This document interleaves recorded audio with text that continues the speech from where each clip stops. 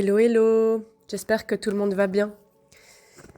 J'ai envie de vous parler des fuites de la relation. Donc là, on peut parler dans n'importe quelle relation de vos vies, et plus particulièrement dans la relation amoureuse.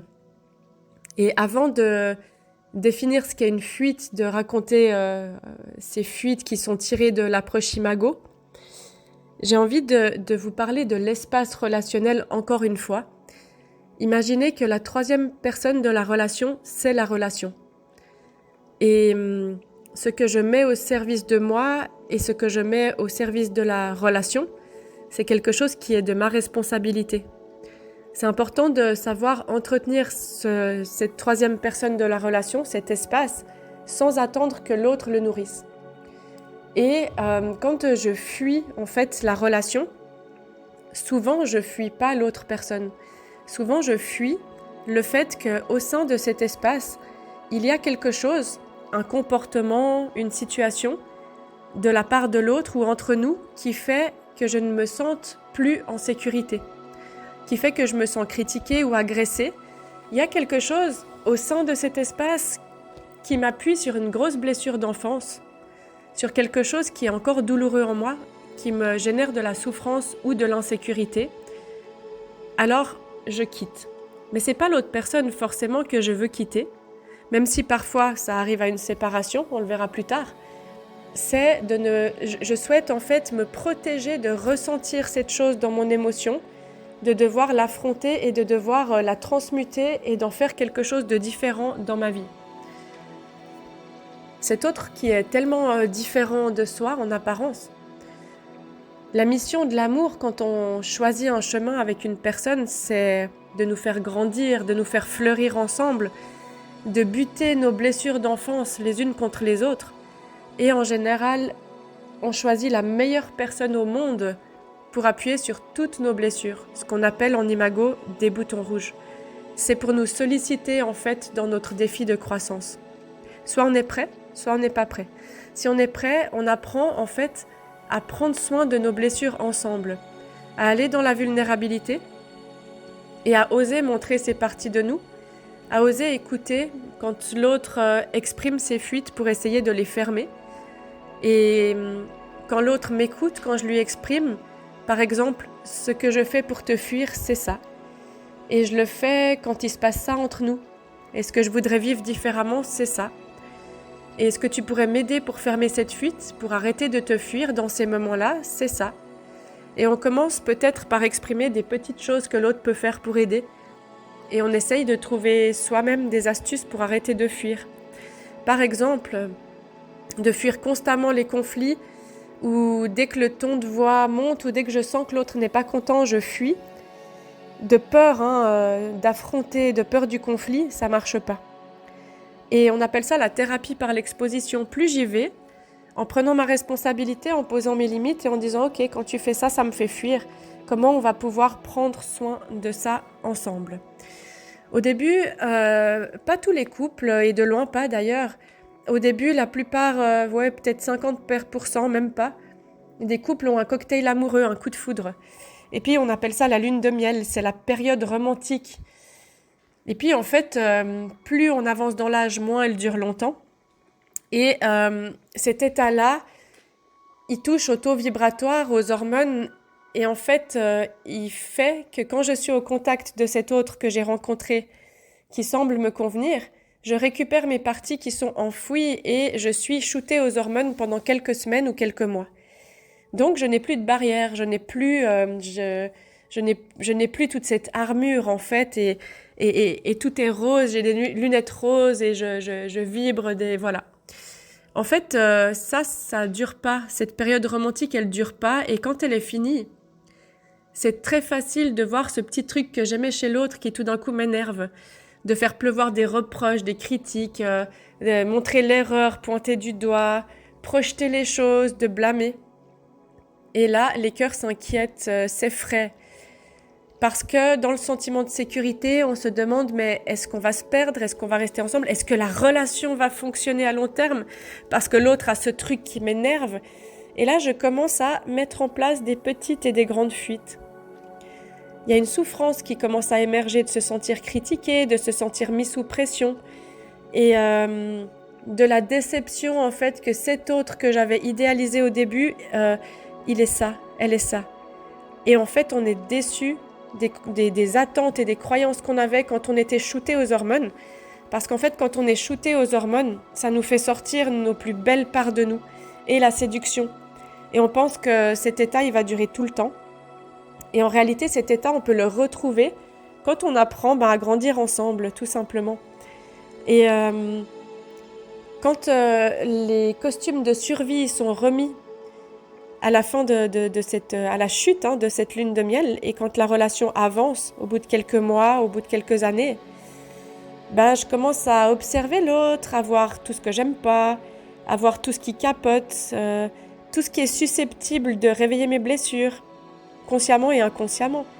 Donc en fait, j'organise consciemment ou inconsciemment une fuite de cet espace relationnel.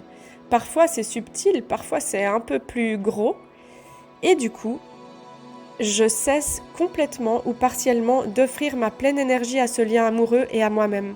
Je déserte cet espace entre. L'espace entre, c'est aussi un mot en termes de l'imago. Tout comme les costumes de survie, enfin, ce que je vous mets dans ce podcast. En fait, je ne m'offre pas à moi-même la possibilité de fermer mes fuites, donc je vais les reproduire ad aeternum, si je ne les mets pas en lumière. Je n'offre plus de connexion à l'autre, je n'offre plus d'espace émotionnel pour qu'on se comprenne, et je fuis la vulnérabilité et je reste dans quelque chose de surface, dans une désillusion de ce cocktail amoureux qui n'est plus. Et je m'empêche d'entretenir le lien seul et à deux. Alors, cette activité, elle est naturelle, c'est quelque chose qu'on a en nous et qui s'active quand notre cerveau reptilien dit « alerte danger ». Sauf que nous, l'être humain, on a un cortex préfrontal et une magnifique glande pinéale qui nous permettent de faire différemment, de mettre en lumière les schémas, d'en avoir conscience. Et du moment que je l'ai mis en lumière, que j'en ai conscience, je peux apprendre à faire différemment.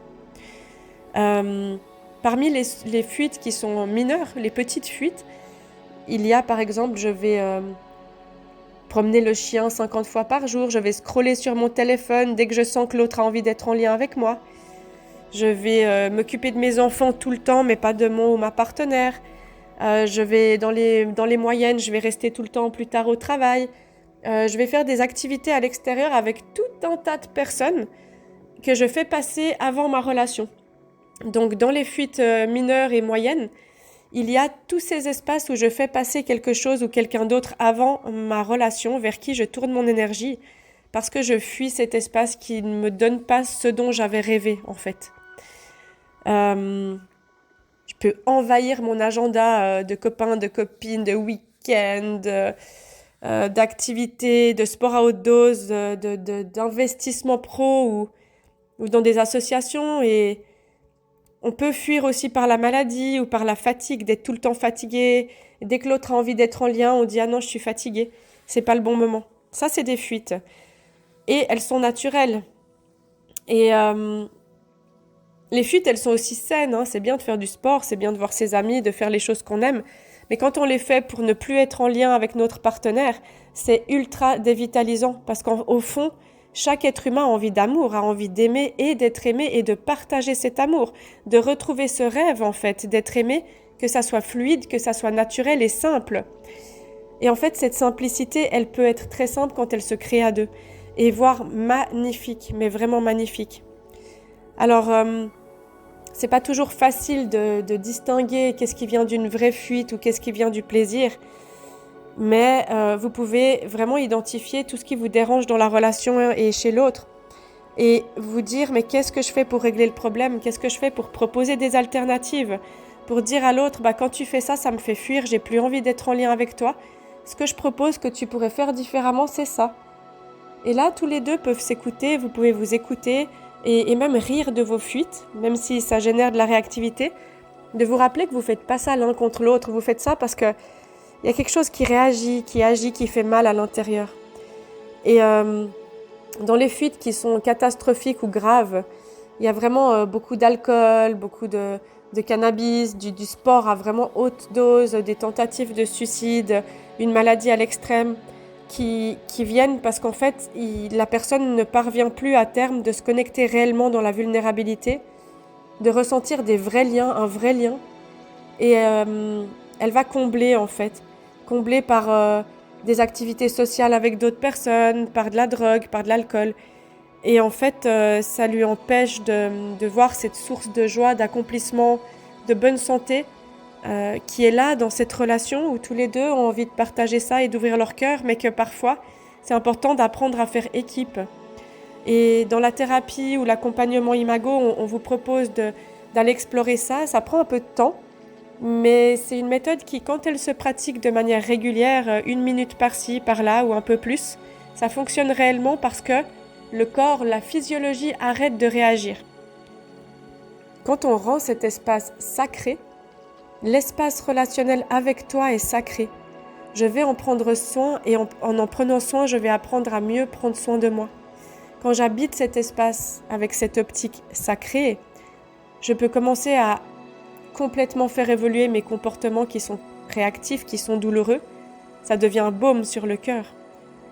Et c'est quelque chose de sacré ce qui peut s'ouvrir.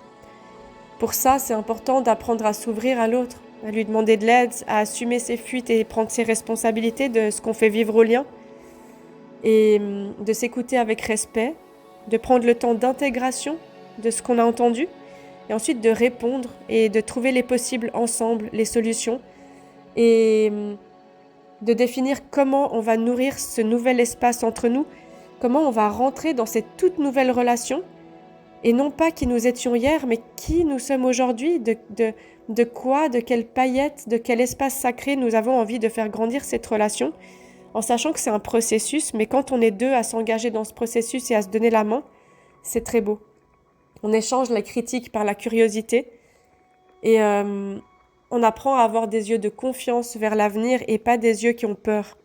Et c'est ça qui change tout. Et cette relation consciente, elle est possible. Elle est possible pour vous et pour chaque être humain qui met en lumière ses parts d'ombre. C'est vraiment, j'apprends à clarifier ses besoins, qu'est-ce qui me fait réagir, qu'est-ce que je fuis. Et j'identifie la souffrance que ça génère en moi, la dévitalisation quand je fuis. À chaque fois, je reproduis ce schéma, encore et encore, et que ça m'enlève mon énergie. Et ça m'empêche de tisser des liens qui sont réels, qui sont importants, qui sont précieux, et qui grandissent en fait ensemble dans le temps. Et si je fuis à chaque fois le lien, je vais reproduire ça encore et encore et encore, jusqu'à ce que je sois prêt ou prête.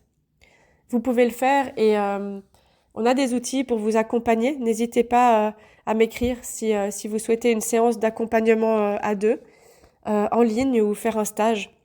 Faire un stage Imago, pourquoi pas. Et à rester avec moi si ces podcasts vous plaisent. Alors moi, je vous dis merci pour votre écoute et à tout bientôt.